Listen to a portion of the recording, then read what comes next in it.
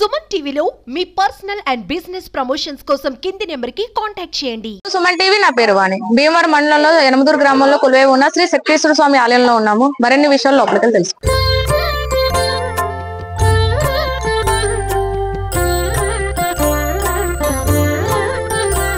ఓం నమ శివాయ. మన పశ్చిమ గోదావరి జిల్లా భీమవరం పట్టణానికి అతి సమీపంలో 5 కిలోమీటర్ల దూరంలో ఉన్నటువంటి గ్రామం. ఈ గ్రామం పేరు యమునాపురం అండి. పూర్వకాలం ఈ గ్రామం యనమదురుగా విరాజిల్లుతుందండి. ఈ యొక్క గ్రామంలో స్వామివారి శీర్షాసన రూపంలో తలకిందులుగా తపస్సు చేస్తూ ఉండగా పక్కన అమ్మవారు పార్వతీమాత ఒడిలో కుమారస్వామి 3 నెలల పసిగందైన చంటిబిడ్డను ఎత్తుకుని ఒకే పీఠం మీద కుటుంబ సమేతంగా వెలిశారండి. ఈ యొక్క క్షేత్రము భీమవరం మావుళ్ళమ్మ గుడి దగ్గర నుంచి ఒక 5 కిలోమీటర్ల సమీపంలో యనమదురు అనే గ్రామంలో ఉన్నారండి. స్వామివారు అమ్మవారు ఇక్కడ కొలువై ఉన్నారు. ఈ యొక్క స్థల పురాణ ప్రకారంగా పూర్వకాలంలో ఈ యొక్క ప్రాంతం అంతా కూడా దండకారణ్యంగా ఉండేదండి. ఈ అరణ్య ప్రాంతంలో మునీశ్వరులు యజ్ఞయాగాలు తపస్సులు నిర్వహించేవాటని పూర్వం.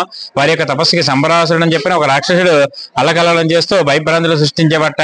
ఆయన్ని సంహరించడానికి ఎవరి వల్ల కూడా శక్తి రాలేకపోతే ఆ సమయంలో పూర్వం అక్కడ అంతా కూడా యమధర్మరాజు అడవి సంచారం చేస్తే ఆ యముడి దగ్గరికి వెళ్లి వీరంతా వేడుకున్నారట. ఈ యొక్క రాక్షస సంహారం చేయడానికి నాకు శక్తి సరిపోలేదు, సంహరించమని వేడుకుంటే యమధర్మరాజు యుద్ధం చేస్తారటండి శంబరాసుర సంహారం చేయడానికి. కానీ ఎన్ని సంవత్సరాలు గడిచినా కానీ ఆ యముడి శక్తి సరిపోక ఓ చెట్టు కింద కూర్చుని స్వామి వారి గురించి తపస్సు చేస్తారటండి యమధర్మరాజు.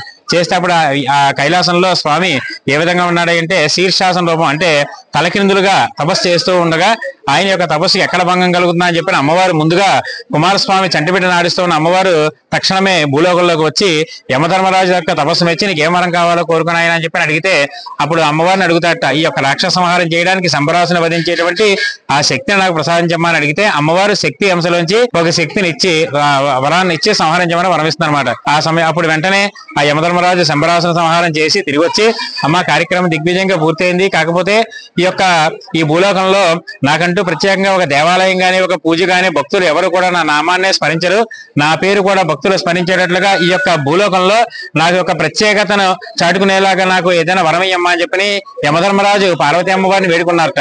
వేడుకుంటే అప్పుడు అమ్మవారు ఈ యొక్క గ్రామం యమునాపురంగా విరాజిల్లుతుంది.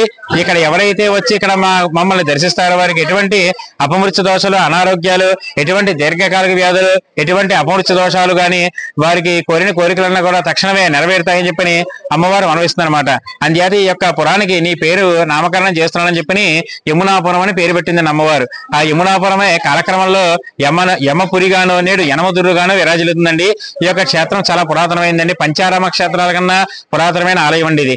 మీరు ఇక్కడ ఈ సుమన్ టీవీ న్యూస్ ఛానల్ చూసిన ప్రతి భక్తులందరూ కూడా కుటుంబ సమేతంగా ఈ యొక్క ఆలయానికి విచ్చేసి మీ యొక్క అపమృత్యు దోష ఎటువంటి అనారోగ్య సమస్యలు ఉన్నా కానీ ఒక వ్యాపారం వ్యవసాయం ఉద్యోగ రీత్యా వివాహ రీత్యా పెళ్లి కాని వారు కానీ పిల్లల్ని సంతానం లేని వారు కానీ ఒక్కసారైనా సరే మా యొక్క క్షేత్రానికి దర్శించండి, మీరు అనుకున్న కోరికలు తక్షణమే నెరవేరుతాయని చెప్పని ఇందులో ఎటువంటి అతిశయోక్తి లేదండి.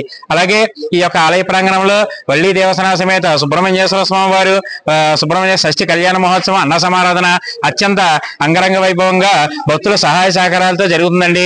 అదేవిధంగా ఈ ఆలయ ప్రాంగణంలో నవగ్రహాలు రాహుకేతువులు ప్రత్యేకమైన పూజలు, ఇక్కడ కాలసర్పదోషానికి విడిగా రాహుకేతుల ఆలయం కూడా ఉందండి. ఈ క్షేత్రంలో అభయాంజనేయ స్వామి, అయ్యప్ప స్వామి ఉపాలయాలుగా పేర్కొన్నాయండి. అలాగే ఈ యొక్క ఆలయానికి తూర్పు వైపున శక్తి ఉండము అని పేరు గల మంచినీళ్ళ చెరువు ఒకటి ఉందండి. ఆ యొక్క నీరు కాశీగంగా అంతర్వాహినిగా ఒక పాయి వచ్చి ఈ చెరువులో కలిసిందండి. ప్రతిదండి ఇక్కడ ఆ చెరువు ఎప్పుడు కూడా ఇంటిపోవడం అనేది పూర్వం మా పూర్వీకులకు కూడా ఎవరికి తెలియదండి. ఆ నీళ్లు తీసుకొచ్చి స్వామివారికి మహానైవేద్యం ఉండితేనే ఈ రోజుకి ప్రసాదం ఉడుకుతుంది తప్ప వేరే ఎటువంటి గొప్ప మినరల్ వాటర్ తీసుకొచ్చినా కానీ నైవేద్యం ఉడకదండి. చాలా గొప్ప నిదర్శనం అండి ఈ యొక్క స్వామివారి యొక్క విశేషం అండి ఇక్కడ. అలాగే ఈ ఆలయ ప్రాంగణంలో ఈ యొక్క దేవాలయాలన్నీ కూడా మరి మా పూర్వం నుంచి కూడా ఈ యొక్క గ్రామస్తులు తరతరాల నుండి కూడా పిల్లలు పెద్దలు అందరూ కూడా సహకరించి ఈ రోజున ఇంత ఉన్నత స్థాయికి తీసుకొచ్చారండి. అలాగే ఈ రోజున ఈ యొక్క కార్యక్రమాలని అన్ని కూడా మా యొక్క శ్రీ కరి శ్రీనివాస గారు, ఈవో గారు అయినటువంటి కరి శ్రీనివాసరావు గారు మరియు ఉత్సవ కమిటీ సభ్యులు, సమన్వయ కమిటీ సభ్యులందరూ కూడా సహాయ సహకారాలతోటి ఈ యొక్క ఆలయంలో అత్యంత పువ్వులు దండలతో అలంకారాలు చేయడం కానివ్వండి, అలాగే వచ్చిన భక్తులందరికీ కూడా భక్తులందరి సహకారంతో కార్తీక సోమవారం 4 వారాలు కూడా అల్పాహారం అండి. వచ్చిన ప్రతి భక్తులు దర్శనానికి వచ్చినా అభిషేకానికి వచ్చినా ఉప్మా పాలు ఎంతమంది వచ్చినా కానీ అందరికీ ఇక్కడ వితరణ చేస్తూ ఉంటారు.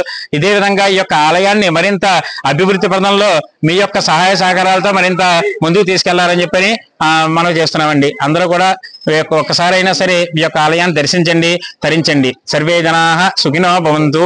ఓం నమః శివాయ.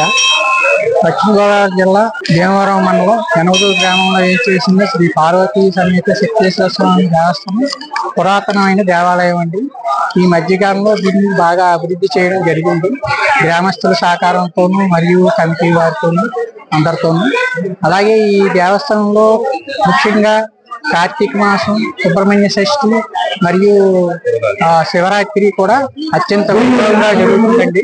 ఈ ఉత్సవాల సందర్భంగా చాలా ఊరి నుంచి, రాష్ట్రాల నుంచి కూడా జనాలు వచ్చి దర్శనం చేసుకుని వారి యొక్క కోరికలు తీర్చుకొని వెళ్తా ఉంటారండి. ఇక్కడ ఈ దేనికి కూడా టికెట్ అనేది లేదు, అన్ని ఫ్రీగానే చేస్తారండి. ఇక్కడ వచ్చిన భక్తులకు కూడా ఏ రకమైన ఇబ్బంది లేకుండా పాలు, ఉచిత ప్రసాద ఉప్మా కూడా ఇవ్వడం జరుగుతుంది. వచ్చిన ఎంతమంది వస్తే అంతమందికి కూడా 4 సోమవారాలు కూడా శివరాత్రికి అలాగే సుబ్రహ్మణ్య షష్ఠికి కూడా జరుగుతుందండి. ఇక్కడ అనేక రకమైన కోరికలు కోరుకున్న వారికి ఆ భగవంతుడు తీర్చి ఇవ్వడం వల్ల వచ్చిన వారు మళ్ళీ మళ్ళీ రావాలని కోరుకుంటూ ఉంటారండి. అలాగే ఈ ఊరు మా గ్రామస్తులు కూడా అనేక రకాలుగా సహాయ సహకారాలు అందించి ఈ ఉత్సవాలు అవి కూడా దిగ్విజయంగా జరిపిస్తున్నారండి. కాబట్టి ఈ దేవాలయానికి టీవీ చూసిన వాళ్ళందరూ కూడా వచ్చి వారి యొక్క కోరికలు తీర్చుకోవాల్సిందిగా మనవి చేస్తున్నారు. చూసారు కదండి, కార్తీక సోమవారం సందర్భంగా పూజలు చాలా ఘనంగా జరిగాయి. మరిన్ని వీడియోస్ మీ ముందుంటాము. సుమన్ టీవీ భీమవరం.